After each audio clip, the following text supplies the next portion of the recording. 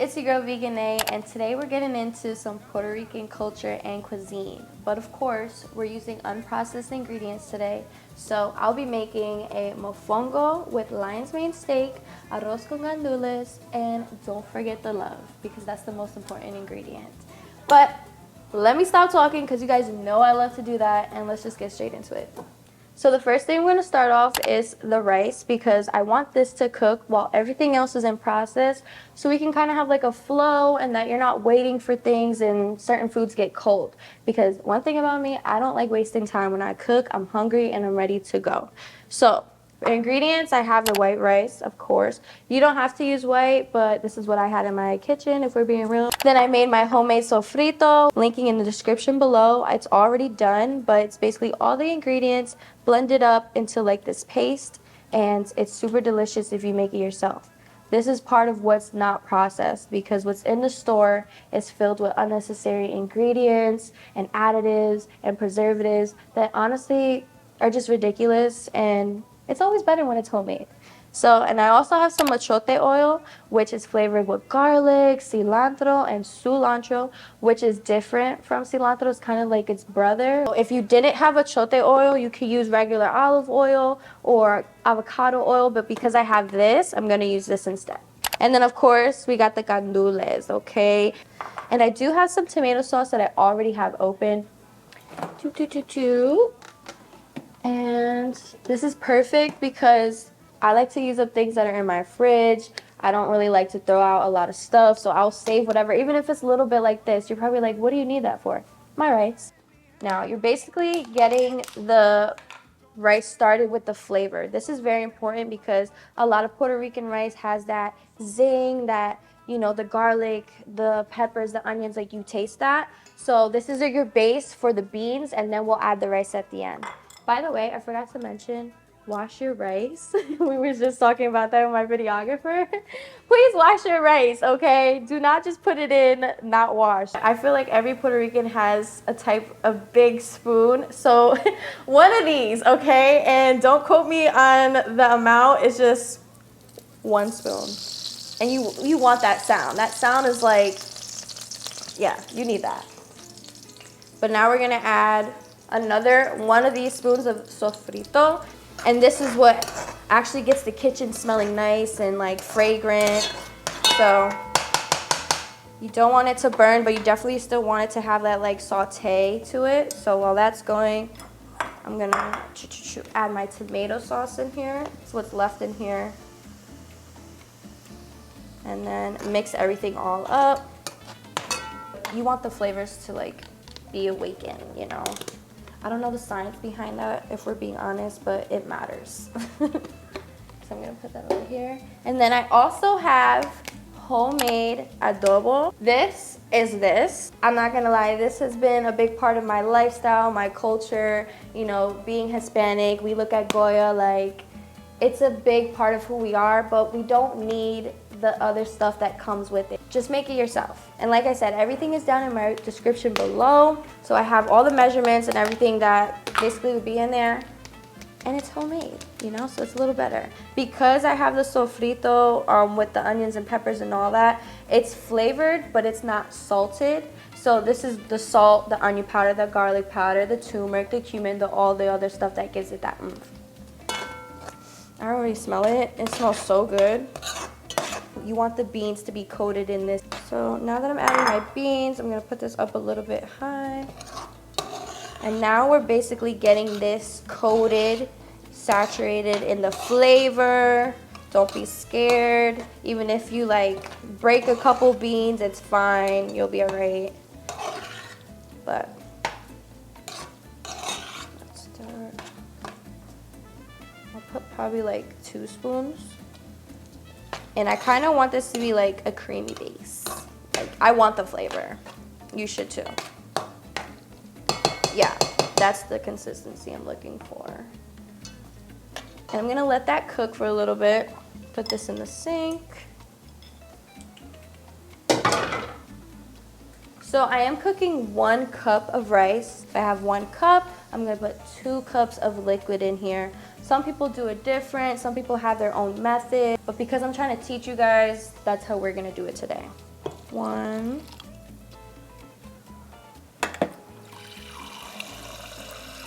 2, and now I'm gonna turn up the heat because I want it to start to boil.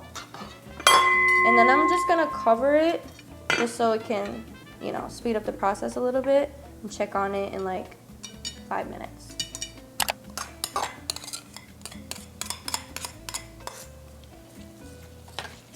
So I'm adding my rice, mixing that in.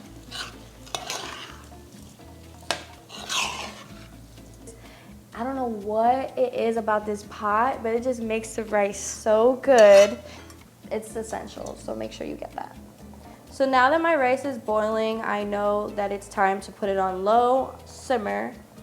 And again, like I said, you don't want to put it too high, but you definitely want it to be at a nice temperatures where it's cooking. So I'm not gonna like mix it up or anything like that because I already did that. Just kind of letting it rock and roll, cover the top, forgetting about it for about 20 to 25 minutes. I check on it after 20 minutes, and then if it needs, I'll add like a couple more minutes after that. So really quick, I want to get into the sofrito and tell you guys a little bit what's inside. Onions, garlic, red pepper, green pepper, cilantro and culantro, and ají cachucha peppers, which is like a sweet milder pepper. So when you put it all together, it just like, it's a je ne sais quoi that you just really can't explain. So definitely make sure you don't skip out on making your own homemade sofrito. As far as the adobo, they're just basic ingredients like onion powder, garlic powder, cumin, turmeric, salt, pepper. All these things may seem pretty basic, but when you mix it all together, it just creates a certain flavor that's very familiar in a lot of home-style Puerto Rican cooking. So just having some at hand at all times is really good. And as you can see, it's empty because I use a lot of it for everything. For your achiote oil, this is really simple. You can use any oil that you like. I personally like to use olive oil or avocado oil because they're a little bit more healthier than canola and vegetable oil. I don't really cook with those oils. Have garlic, cilantro, culantro, and achiote seeds, and you leave them in the oil to soak. You could turn up the heat a little bit just so it gets a boil, and then let it simmer in there, turn it off. And I let mine soak in there for at least 2 hours to really get that depth of flavor. So it's something that I feel like is essential when you're making these types of cuisines and dishes. Okay, so now we're moving on to the lion's mane steak. I just want to talk about these because for those who don't know what this is, it's a mushroom, but it's a certain kind of mushroom that has a meaty texture, which is what we're looking for when recreating steaks. You know, you want that juice, you want that bite, and this has it all. It's actually super good for you. I'll link all the benefits and things like that and where you can find these types of mushrooms in the description. But I just wanted to give a big shout out to Cactus Hat Mushrooms because he is my mushroom plug in Florida, and he does it right, he does it good, he puts love into it, and that's what you need when you're buying or looking for suppliers with mushrooms. I also want to talk about these ends right here because I'm going to be kind of chopping them and using them as like steak pieces. I'm gonna just cut out a little bit of the bottom. I just find it a little easier to eat because this is like really hard though. So like technically you could eat it, but I would not recommend it. So I'm gonna do that. But I'm gonna season them up with the sofrito, adobo. The adobo basically has the same seasoning as sazon plus achiote. I'm just gonna mix the two up together. It does not really have measurements. I kind of just go based on how many or how much of the lion's mane that I have because I want it to be saturated in flavor. You know, you want, basically the whole point of this is like getting as much flavor into this before we even hitting the pan.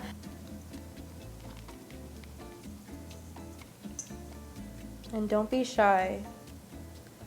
I didn't put too much salt in here, so I can add salt if I need later. You know, mushrooms do soak up a lot of this. So now we're gonna get in there, but I don't know about you, I do not like touching and seasoning things. It just gives me flashbacks when I was little and my mom would make me season the chicken and I would always have orange hands. So we're not doing that today. You know what I'm saying? We're gonna get in here. So get into the crevices. Don't be scared if you do stuff like that. It's fine. Like, we're just gonna roll with it. I want big chunks, so I'm gonna try to keep them intact as much as I can, and just touching each one, giving it the love that it needs.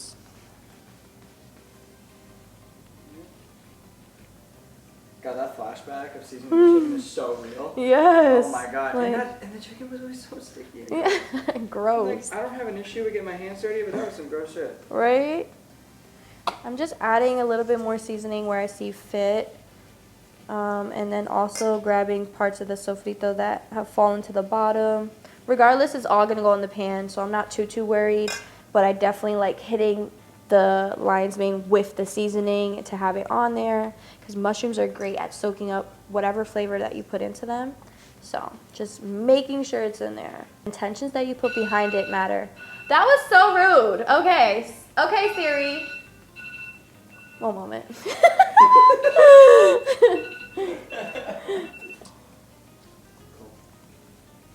Now that they're kind of prepped and seasoned, I am going to infuse this dish with fresh herbs like thyme, cloves of garlic, and this is just, again, just adding more flavor, adding more depth.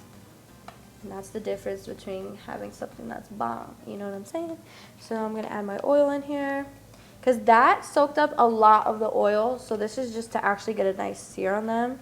And then I'll wait a little bit until I kind of hear the oil in the pan. Okay, so this is kind of the sound that we're looking for, and you can see the garlic and the thyme kind of popping.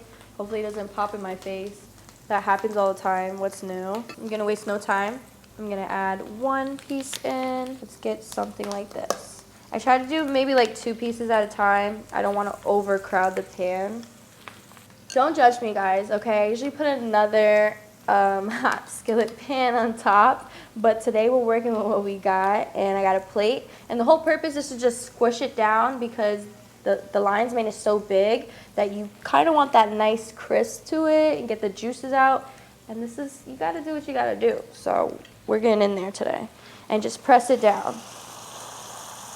And that's the sound of magic happening.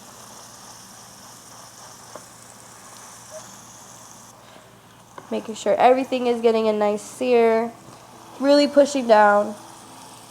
Using those muscles that I go to the gym for. And then once I start feeling the plate getting like too hot, I'll lift up and probably flip. Yep, we're still pressing. Still pressing. Yeah, we're still working out. I'm dead. So diligently pushing. Right. Okay. Okay. So I'm gonna lift it up. It's looking good. So I'm gonna lift them up just to see how they're looking, and they're definitely a little flatter than when they went in. I am gonna let them simmer on this side, maybe for a few more minutes, and then I'm gonna check on this rice. So I'm gonna check again for my water content in the rice. Texture looks pretty good, and I think it's good. So I'm gonna turn it off. And now I'm just gonna kind of like fluff up the rice, and then let the heat that's coming off the rice cook the rest of it, maybe for like a few more minutes. And as you can see, all the sofrito, the flavor, it's kind of mixed in, and the rice is now yellow.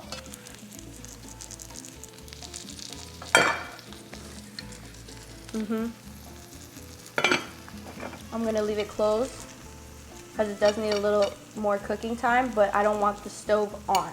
So I'll probably do that for like 10 minutes or so. And they have nice color, which is cool. And then we're kind of gonna do the same thing of me pushing it down and getting a nice sear on them. Okay, time for another arm workout. But if you hear that, that's like the water that's inside of them. It's not much, but it's still something that we want to like cook out.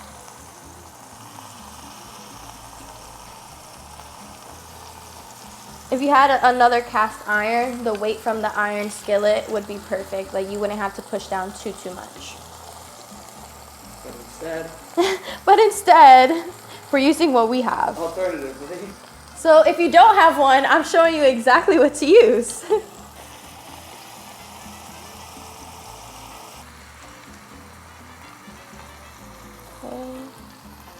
So I'm gonna put just a little bit more oil.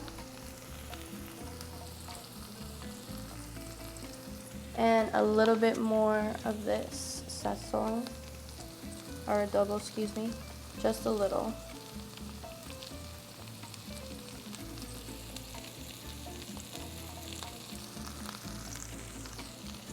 And I am gonna put a little salt, just because I didn't salt the adobo too much, because I like to control the salt.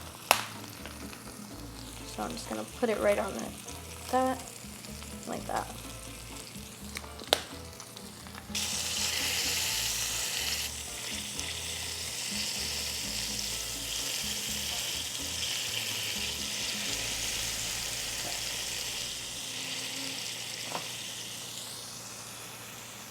Now because I put like thyme and garlic on the bottom, it's really soaking in that flavor. So usually each side would probably be about maybe 6 to 8 minutes. It depends on how thick you cut them. Probably about 8 minutes, 10 maybe most. We're gonna rinse and repeat all the other pieces, and I have about like 1, 2, 3, 4, 5 pieces. So once we finish that, we'll go on to the next part. So after they're done cooking in the pan, I'm gonna put them on this tray here, put them in the oven for a little bit to finish off cooking. And then the whole purpose of this is to just continue the cooking process, because I don't want them to be too moisty. I want the right combination of like crisp, but then have the juices inside. Okay, so now that these are all cooked from the pan, you see they have like a little nice crisp on them, nice char. So I'm gonna put these in the oven for maybe like 10 minutes or so, and then we're gonna move on to the mofongo.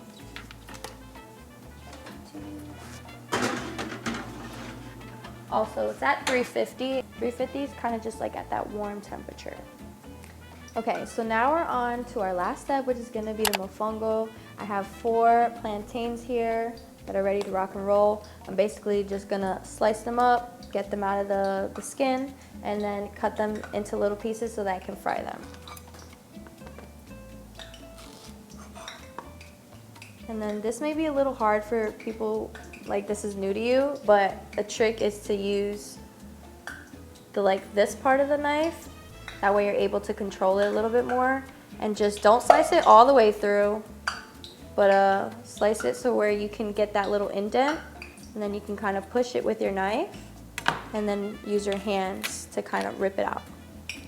So hopefully I don't get burned with this freaking pot of oil that's hissing at me right now. You know, one time I actually got popped right in the eyelid. And that was a pain that I can't even explain to you. So just be careful whenever you're frying something. And then you see how I'm kind of just like pulling the skin out, and then it should be done. And you're basically just gonna do this for all of the plantains. That's it. Repeat. Again. And then use your knife to kind of wedge out a little opening, and use your finger.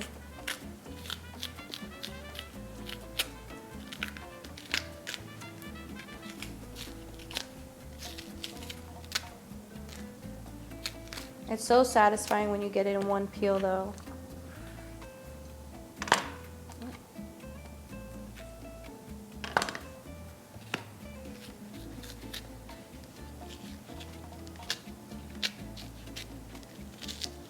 Oh, am I gonna get it in one peel?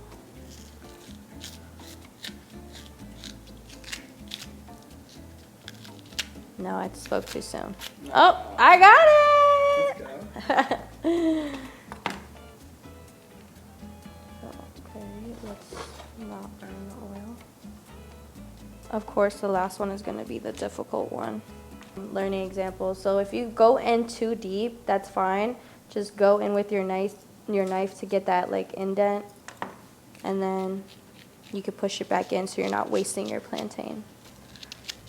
You know, kind of like, you see how it split? It's fine. Just get what you can, because we don't waste food around here. And that's it. So it's broken, but you made it work. So now I'm going to cut them into, yeah, about an inch or so pieces. About that big. This, same one. And then sometimes, if you want to be a little bit more efficient, you get two at the same time and cut two.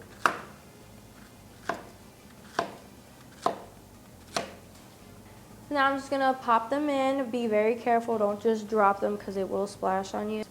Put them on the spoon if you want and dump them in like that. Now you want these to get like a golden brown. Some big ass garlic.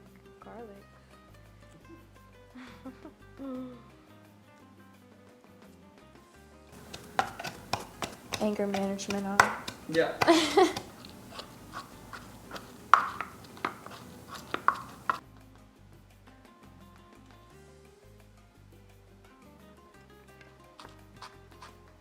And I like using the stem because it has all the flavor.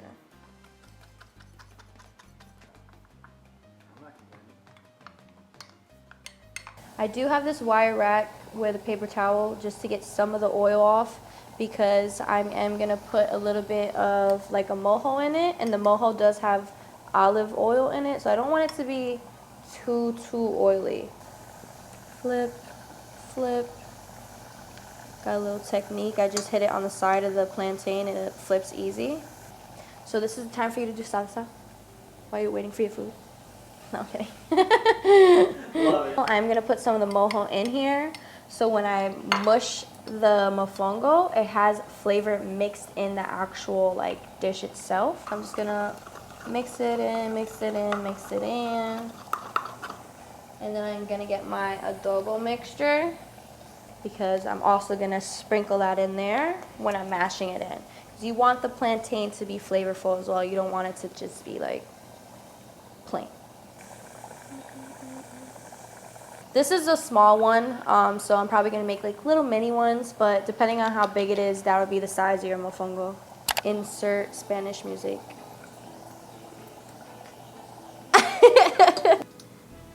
Pat it down. So now I'm gonna pop them in. 1, 2, let's see how much this can hold. I think about 4, maybe 5. And now I'm just gonna mash, mash, mash, mash. Probably add one more. And then, where's my small spoon? Gonna put one more spoon of the mojo. Again, just keep adding that flavor in here, you know? It smells so good.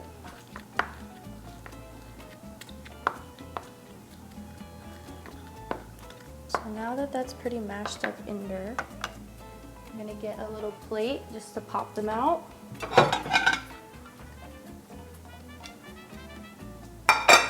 So I'm just taking the sides of it and using my spoon as like a little guide to push it out. And then grabbing it from the bottom. You're just gonna go around a few times until you feel it pop out. And don't rush this, because this is what creates that little crater. And then pop her out. And there's your mofongo. And that little space is where you add your meat and everything else that you're gonna be putting aside. So rinse and repeat, and by this time my lion's mane mushrooms should be good.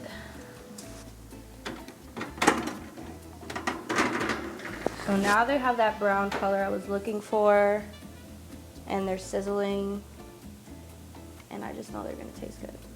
Finish all these, I'm gonna fill them with chopped up pieces of the lion's mane and a little bit of the mojo. Bada bing, bada boom, she's done. So let me repeat this.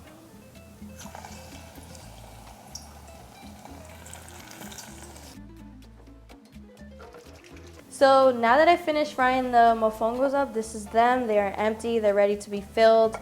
I chopped up the lion's mane steaks, and I did have the team try it. It is team approved.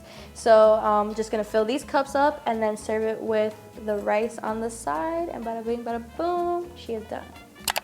But you definitely want to fill it up. Like, don't be shy. So make it look nice and hefty. Don't be cheap. Okay. Let's see how this works. Something like that. And then the little mofongo on this side.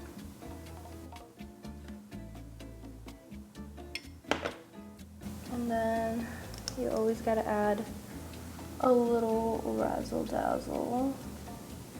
Make it look pretty. And that's basically like a really simple dinner. I'm just gonna add avocado because we gotta make it authentic. Super disappointing. I'm scared to open it. It's green. We're good. Ah, okay, perfect. She cute. She cute. So I'm just gonna slice her. She is pretty. Yeah. That's basically a nice dinner that you can make for family, friends, and show them that you don't have to sacrifice your culture and cuisine and flavor, and maintain your values of like trying to be healthier and still stick to being vegan. And now I'm showing you guys you can do it too at home. Hope you guys enjoyed this video. Please like and subscribe if you want. No pressure. Even though you should, you know, but no pressure. And I hope to see you guys next week to see what I'm creating, because I'm always doing something in the kitchen. Peace.